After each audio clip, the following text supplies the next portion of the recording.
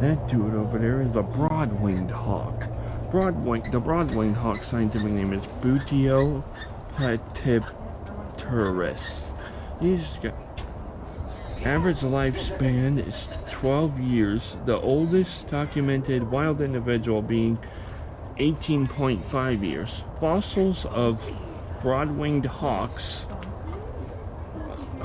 have been unearthed from a handful of U.S. states and Puerto Rico that date back to the late Pleistocene, that's up to 400 million years ago.